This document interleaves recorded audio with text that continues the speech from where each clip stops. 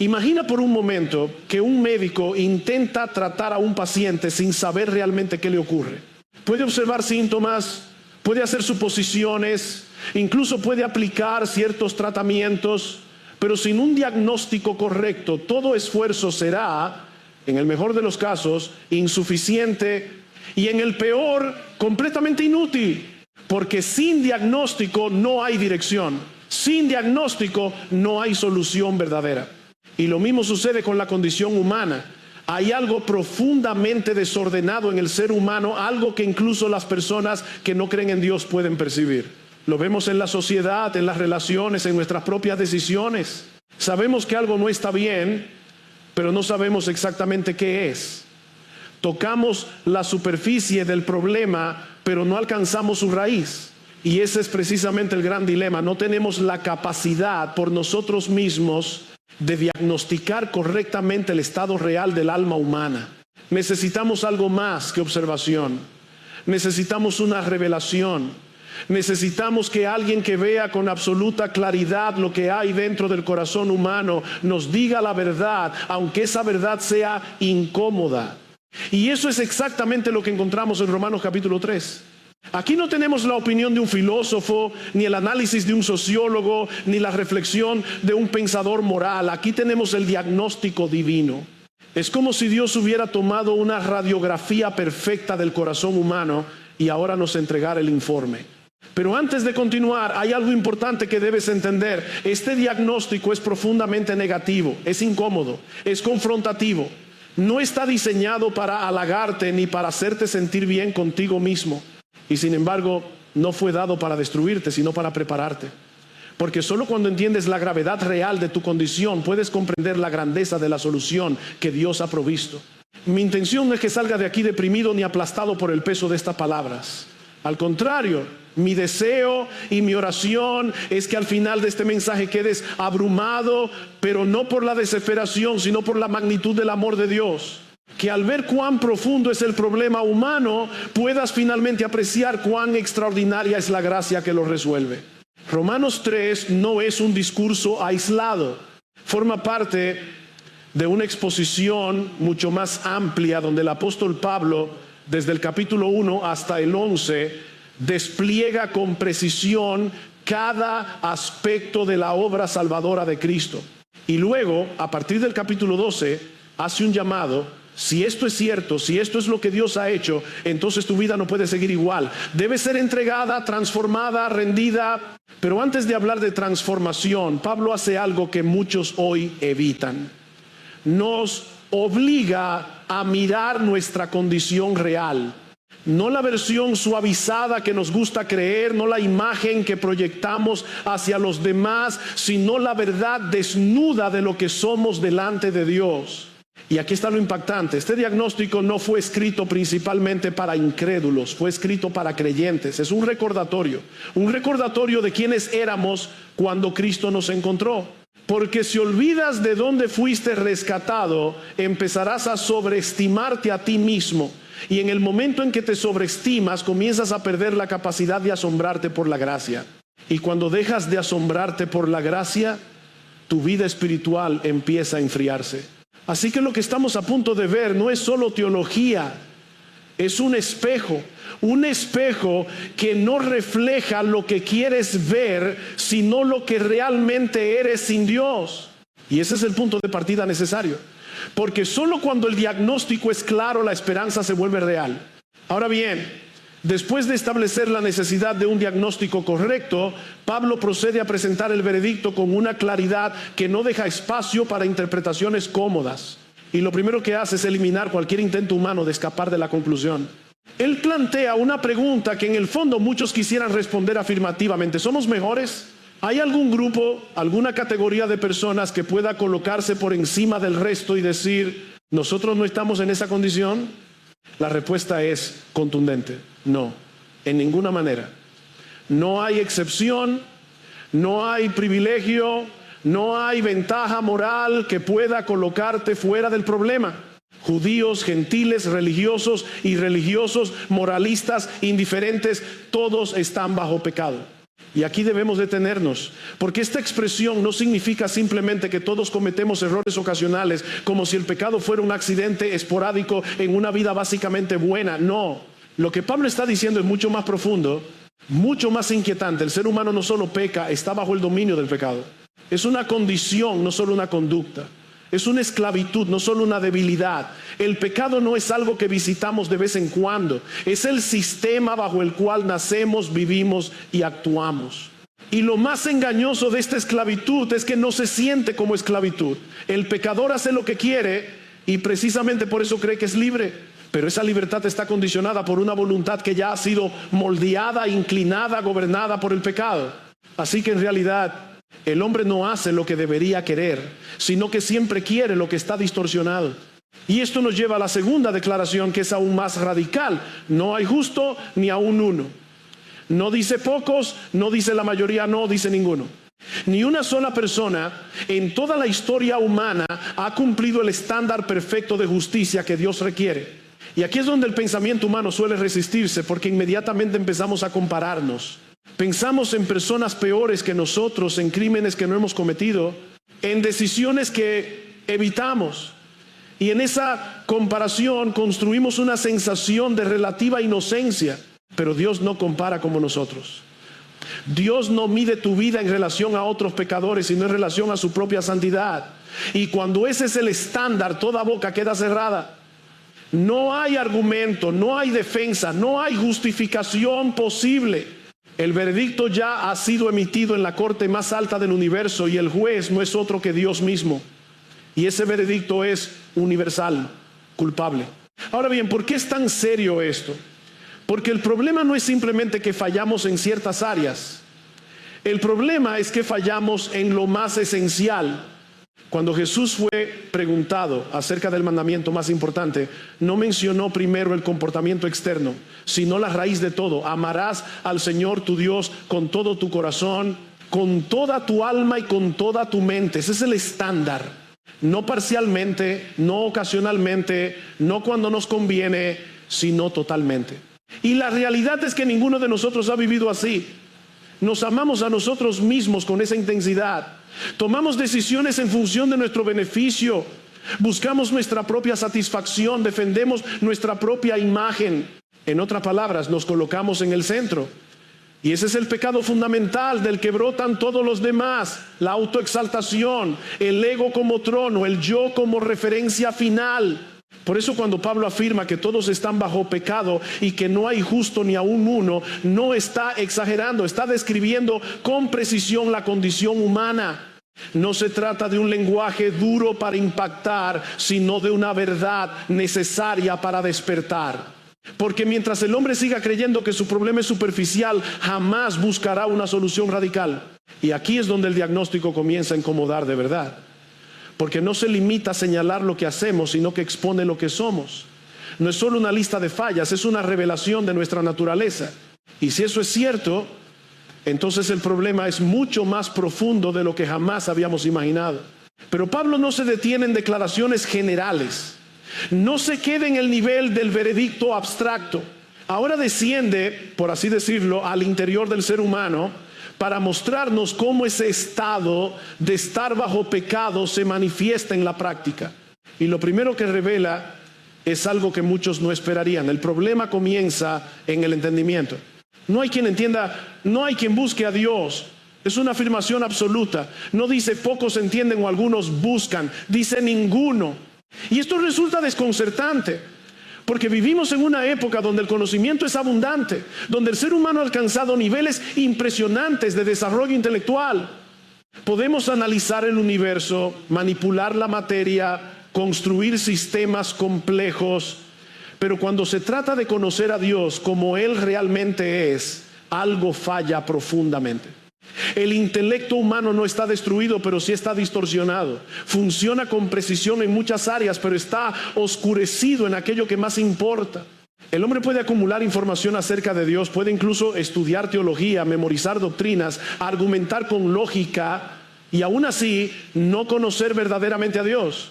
Porque conocer a Dios no es simplemente captar datos correctos, sino responder a Él con amor, reverencia y rendición. Y eso es precisamente lo que el hombre natural no hace. Hay una resistencia interna, un prejuicio arraigado en lo profundo del corazón. No es ignorancia neutral, es rechazo activo. El problema no es solo que el hombre no ve, sino que no quiere ver. No es solo falta de luz, es rechazo de la luz. Y por eso Pablo no solo dice que no hay quien entienda, sino que añade, no hay quien busque a Dios. Y aquí es donde muchas ideas modernas se derrumban.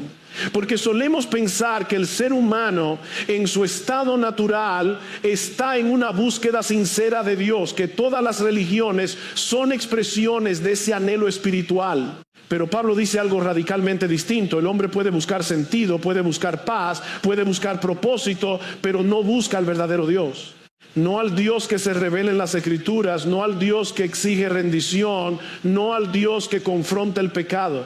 El hombre busca un Dios que no lo incomode, un Dios que confirme sus decisiones, un Dios que pueda ser adaptado a su estilo de vida.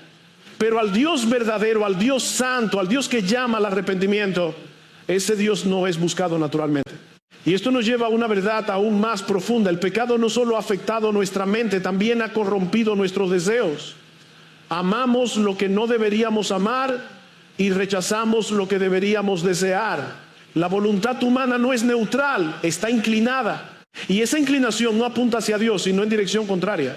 Es como si toda la estructura interna del ser humano estuviera desalineada. El entendimiento no percibe correctamente, el corazón no desea correctamente, la voluntad no elige correctamente. Y el resultado es inevitable, la vida entera se desvía. Por eso Pablo continúa diciendo, todos se desviaron, a una se hicieron inútiles. No es una desviación parcial, es total. No es que algunos se extraviaron y otros permanecieron firmes. Todos, sin excepción, han tomado el camino equivocado. Y la palabra inútiles aquí no implica que el ser humano no tenga valor en absoluto, sino que ha perdido su función original. Fue creado para reflejar la gloria de Dios, pero ahora vive para reflejarse a sí mismo. Y entonces llega una afirmación que confronta directamente nuestra autoimagen. No hay quien haga lo bueno, no hay ni siquiera uno. Y en ese momento algo dentro de nosotros reacciona, porque inmediatamente pensamos en actos de bondad, en sacrificios reales, en personas que ayudan, que aman, que sirven. Y eso es cierto. El ser humano, hecho a imagen de Dios, aún conserva destellos de esa imagen. Pero Pablo no está evaluando las acciones desde un estándar humano, sino desde el estándar divino. Para que una obra sea verdaderamente buena delante de Dios, no basta con que sea útil o moralmente correcta en apariencia. Debe cumplir dos condiciones. Debe hacerse conforme a la voluntad perfecta de Dios y debe hacerse para la gloria de Dios. Y ahí es donde todo cambia. Porque muchas de las cosas que consideramos buenas están, en el fondo, motivadas por nosotros mismos. Reputación, beneficio, seguridad, reconocimiento, incluso tranquilidad de conciencia. Y aunque externamente puedan parecer correctas, no nacen de un corazón rendido a Dios ni apuntan a su gloria. Así que el diagnóstico continúa profundizándose. Ya no se trata solo de que hacemos cosas malas. Se trata de que incluso lo que creemos bueno está contaminado en su raíz. Y eso deja al ser humano en una posición completamente distinta a la que imaginaba. No ligeramente enfermo, sino radicalmente desalineado desde el centro mismo de su ser. Y si aún quedaba alguna duda acerca de cuán profundo es este problema, Pablo continúa llevando el diagnóstico a un nivel todavía más personal, más cotidiano, más imposible de ignorar. Porque después de hablar del entendimiento, de la voluntad y de la conducta general, ahora se enfoca en algo que todos usamos todos los días, nuestra manera de hablar. Sepulcro abierto es su garganta, con su lengua engañan, veneno de áspides hay debajo de sus labios, su boca está llena de maldición y de amargura. No es una descripción exagerada para causar impacto emocional, es una radiografía precisa del corazón humano expresándose a través de las palabras. Porque lo que sale de la boca no es accidental, no es superficial, no es irrelevante, es revelador. Jesús mismo dijo que de la abundancia del corazón habla la boca, es decir, nuestras palabras son el eco de lo que somos por dentro. Y lo que Pablo describe aquí no es un caso extremo aislado, sino un patrón general. La lengua engaña, los labios hieren, las palabras destruyen. Y lo más inquietante es que esto convive con una contradicción constante en el ser humano. Nos duele profundamente cuando alguien nos miente, cuando alguien habla mal de nosotros, cuando alguien nos traiciona, pero hacemos exactamente lo mismo con otros. Nos indignamos por aquello mismo que practicamos, exigimos verdad, pero toleramos nuestras propias distorsiones, esperamos lealtad, pero justificamos nuestras propias conversaciones a espaldas de otros. Y esa contradicción revela algo más profundo que un simple problema de comportamiento, revela una incoherencia en el corazón. Porque la lengua no es un problema aislado, es un síntoma. Es la evidencia visible de una corrupción interna. Cuando alguien usa palabras para manipular, para exagerar, para herir, para insinuar, para sembrar duda o desconfianza, no está creando algo nuevo, está expresando lo que ya está dentro. La garganta como sepulcro abierto no es solo una imagen fuerte, es una declaración de que lo que sale de nosotros lleva el olor de muerte, no de vida. Y esto tiene consecuencias directas en nuestras relaciones. Porque donde hay engaño no puede haber confianza real. Donde hay amargura no puede haber paz duradera. Donde las palabras son armas, las relaciones se convierten en campos de batalla. Y así, lo que debía ser un espacio de comunión se transforma en un terreno de conflicto. Pero lo más inquietante es que muchas veces esto ocurre de manera sutil, casi imperceptible. No siempre es un ataque frontal. A veces es una insinuación, un comentario disfrazado, una verdad a medias, una omisión conveniente. Y en ese nivel el pecado se vuelve aún más peligroso porque puede esconderse bajo apariencia de normalidad. Por eso cuando Isaías vio la gloria de Dios, lo primero que reconoció no fue una lista de acciones externas, sino algo mucho más cercano. ¡Ay de mí, que soy hombre de labios inmundos! Él entendió que el problema no estaba solo en lo que hacía, sino en lo que salía de él constantemente. Porque al estar delante de la santidad de Dios, todo lo que antes parecía aceptable queda expuesto en su verdadera naturaleza. Y aquí es donde debemos detenernos y hacer algo que no siempre es cómodo. Dejar de mirar únicamente hacia afuera y comenzar a mirar hacia adentro. Porque es fácil identificar la maldad en otros, es fácil señalar el engaño ajeno, es fácil indignarse por las palabras de los demás. Pero el diagnóstico de Romanos 3 no apunta primero hacia ellos. Apunta hacia nosotros, nos obliga a reconocer que el problema no está solo en el mundo, está en el corazón humano y ese corazón es el nuestro. Y cuando esa verdad comienza a hacerse clara, el mensaje deja de ser teórico y se vuelve profundamente personal. Porque ya no estamos analizando a la humanidad en general, estamos enfrentándonos a nosotros mismos. Y a medida que el diagnóstico continúa, Pablo ya no solo nos muestra lo que decimos, sino hacia dónde nos dirigimos. Porque las palabras no son el final del problema, son solo una expresión. Ahora el enfoque se mueve hacia nuestras acciones, hacia la forma en que vivimos, hacia el impacto real que el pecado tiene en nuestras relaciones y en el mundo que nos rodea. Sus pies se apresuran para derramar sangre. Quebranto y desventura hay en sus caminos. Y no conocieron camino de paz. Esta descripción puede parecer extrema a primera vista. Tal vez alguien piense, eso no soy yo no soy violento, yo no he derramado sangre, yo no encajo en esa imagen.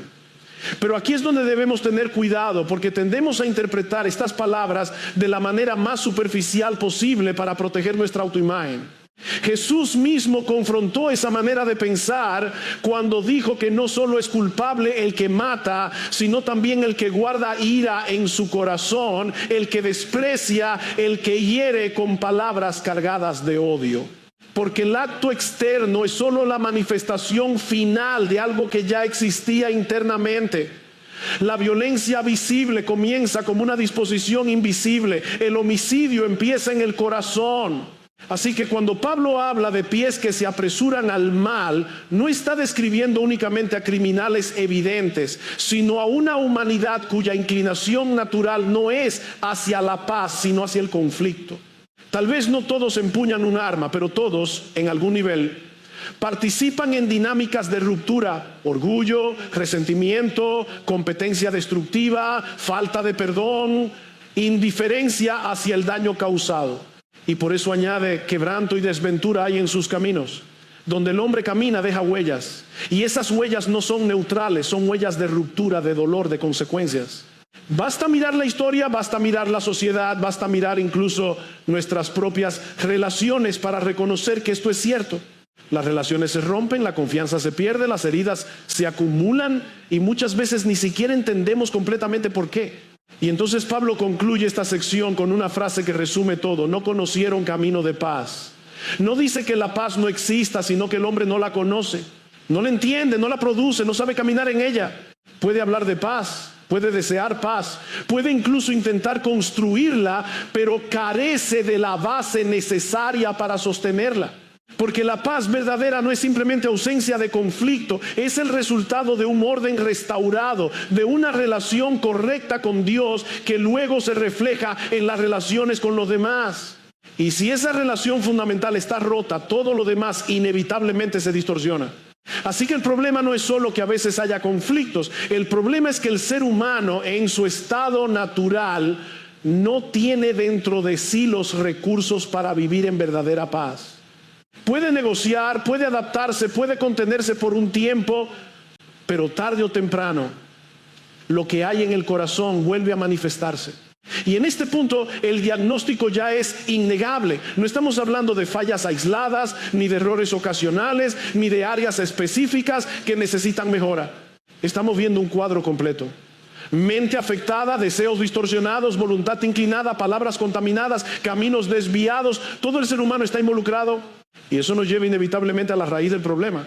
Porque todas estas manifestaciones no son independientes entre sí, no son piezas sueltas. Son síntomas que apuntan a una causa más profunda, una causa que explica por qué el hombre piensa como piensa, desea como desea, habla como habla y actúa como actúa. Y es precisamente ahí donde Pablo dirige nuestra atención a continuación, porque si no entendemos la raíz, nunca entenderemos realmente la gravedad del problema.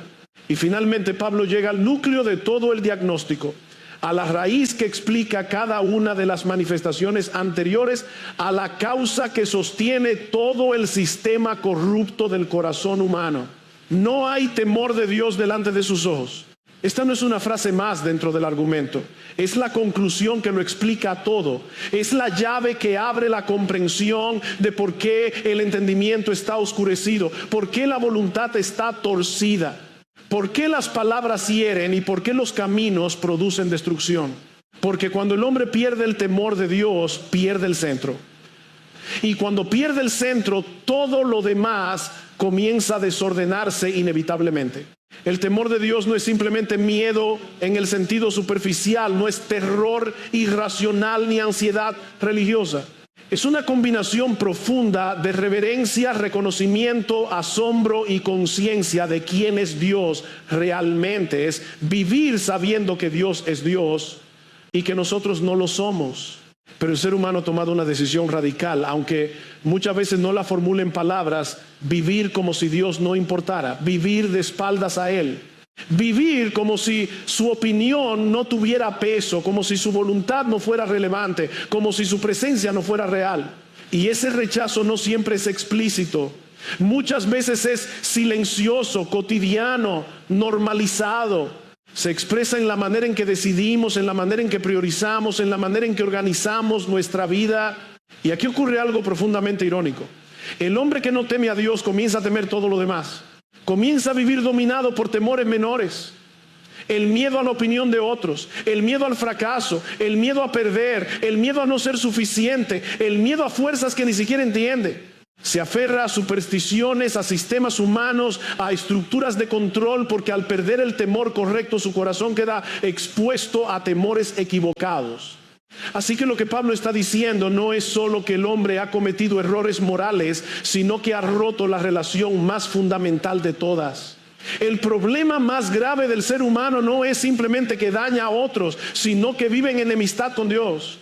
Y esa enemistad es la raíz de todo lo demás.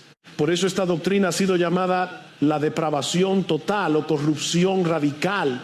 No porque el hombre sea lo peor que podría llegar a ser en cada momento, ni porque sea incapaz de hacer cosas que externamente parezcan buenas, sino porque todas las áreas de su ser han sido afectadas por el pecado. No hay una zona intacta, no hay un rincón neutral, no hay una parte que funcione perfectamente en relación con Dios. el intelecto, la voluntad, las emociones, todo está de alguna manera desalineado. Jesús mismo lo expresó con una claridad incómoda. Si vosotros siendo malos, no digo siendo básicamente buenos con algunos defectos, sino siendo malos. Y aún así reconoce que el hombre puede hacer cosas buenas en un sentido relativo.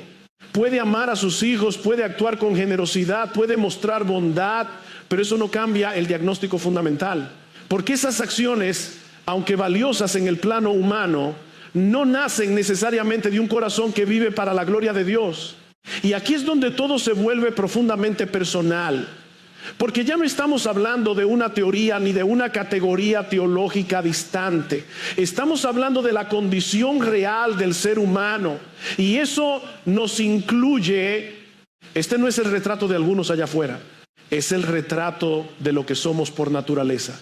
Ese es el diagnóstico de Dios, no suavizado, no negociado, no adaptado a nuestra comodidad, directo, completo, innegable. Y si el mensaje terminara aquí, sería devastador, porque significaría que el problema es total y que no hay solución en nosotros mismos. Pero precisamente en ese punto, cuando toda esperanza en el ser humano queda expuesta como insuficiente, es donde algo comienza a brillar con una intensidad completamente distinta. Porque cuando el problema se entiende en su verdadera magnitud, la gracia empieza a verse como lo que realmente es. Y es precisamente en ese punto, cuando el diagnóstico ha sido completamente expuesto y ya no queda espacio para ilusiones acerca de nosotros mismos, que el Evangelio comienza a brillar con una claridad imposible de ignorar, porque si el problema fuera superficial, la solución podría ser humana. Pero si el problema es tan profundo como hemos visto, entonces la solución tiene que venir de fuera de nosotros. Y eso es exactamente lo que Dios ha hecho.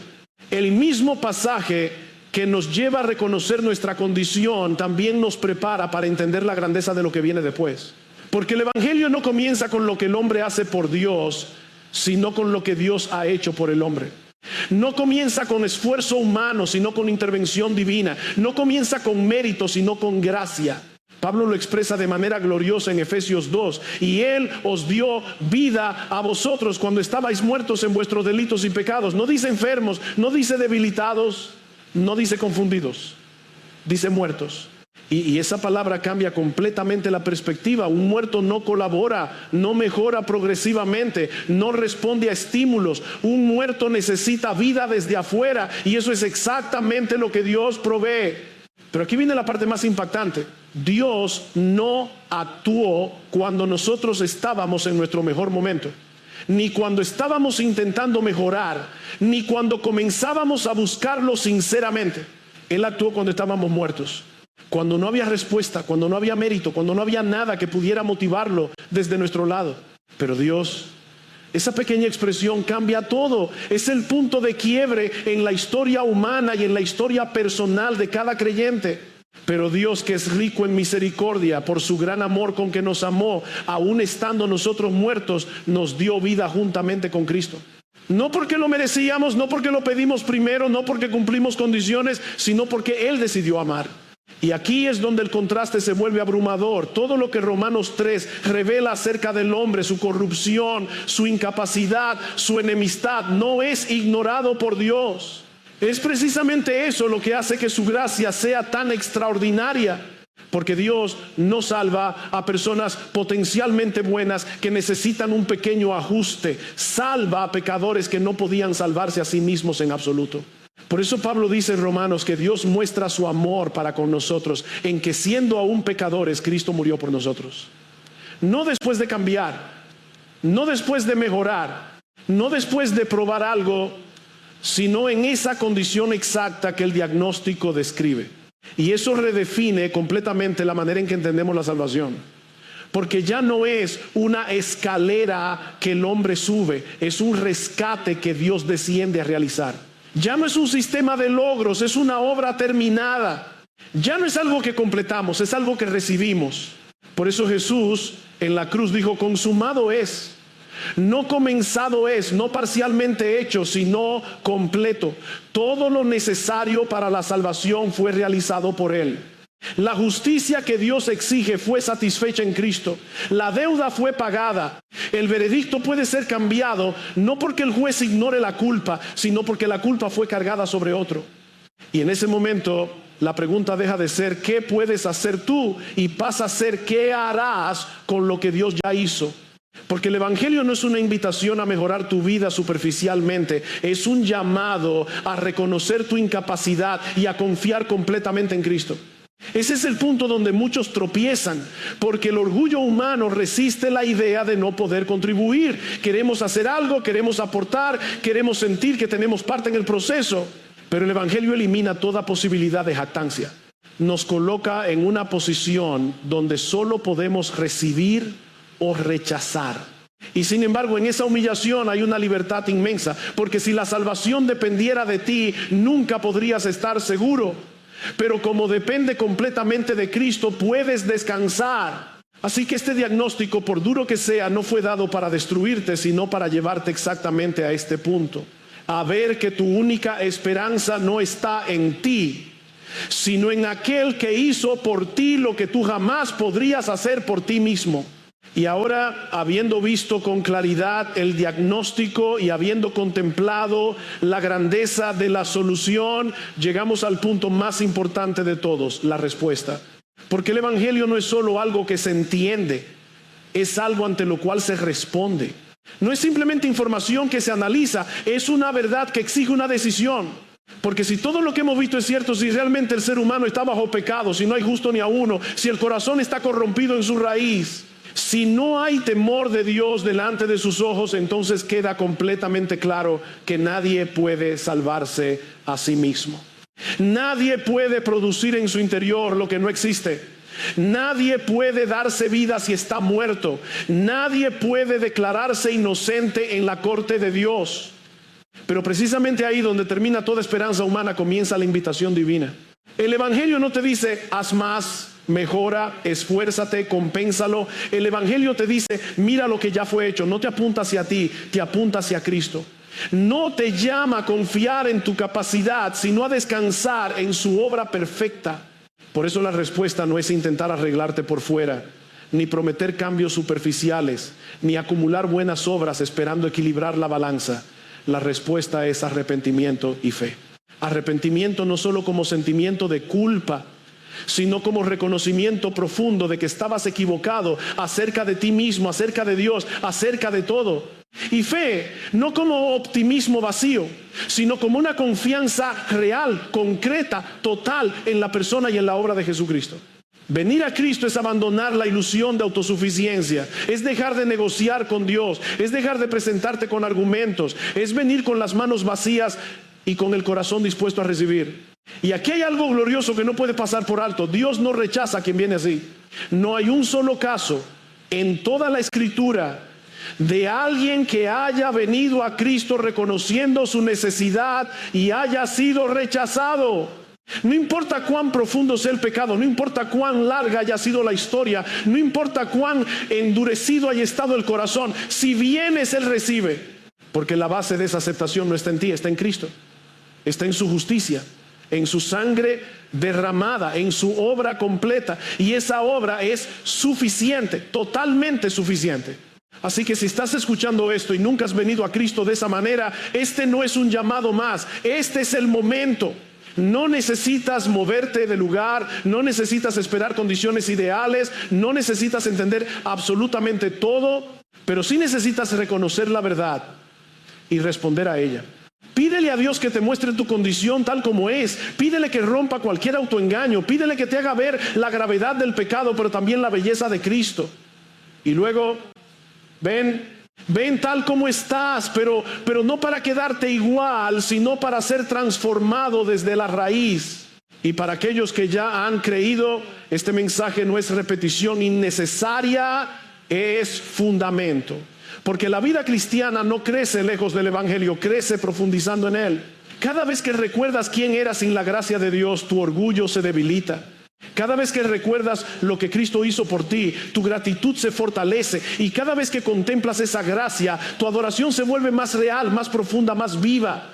Así que no olvides esto, nunca lo olvides. No fuiste rescatado porque eras fuerte, sino porque eras incapaz. No fuiste escogido porque eras digno, sino porque Dios es misericordioso. No fuiste salvado por tus obras, sino por la obra perfecta de Cristo. Y eso significa que el final de la historia no está en duda. Cristo venció. Cristo reina. Y todos aquellos que están en Él participan de esa victoria, no porque la hayan conquistado, sino porque les fue dada. Así que levanta la mirada, persevera, sigue adelante, no porque todo a tu alrededor sea fácil, sino porque el trono de Cristo permanece firme y ese trono no tiene rival.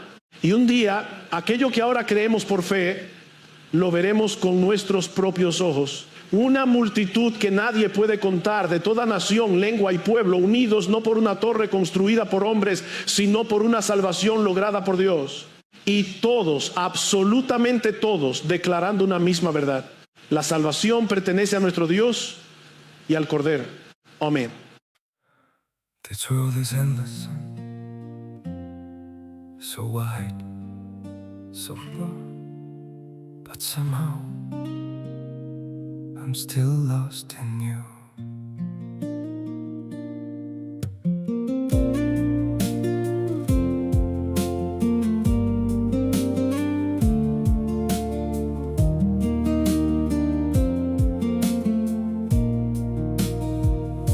The streets are full of moving shadows, countless places I could go.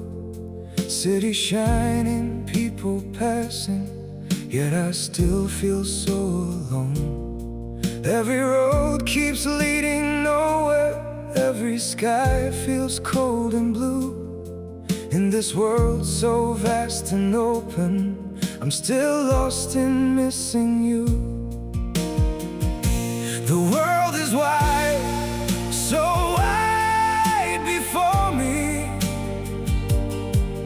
but I keep losing my way. Somewhere in the endless distance,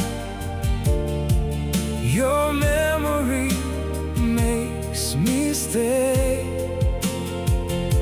The world moves on without us, but my heart remains untrue. For no matter where these feet may wander, I'm still lost in missing you. I have tried to outrun silence, tried to leave your ghost behind, but your name still echoes softly through the corners of my mind. The world is wide, so wide before me,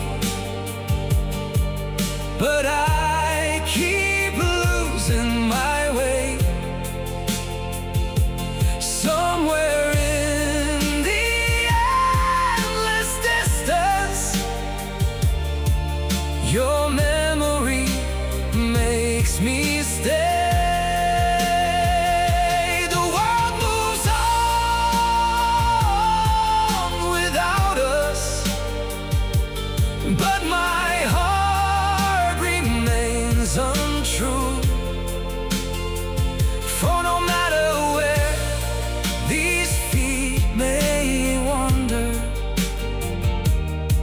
I'm still lost in missing you. Maybe someday I'll stop searching for your face in every crowd, but until that day, this broken heart will keep calling your name out.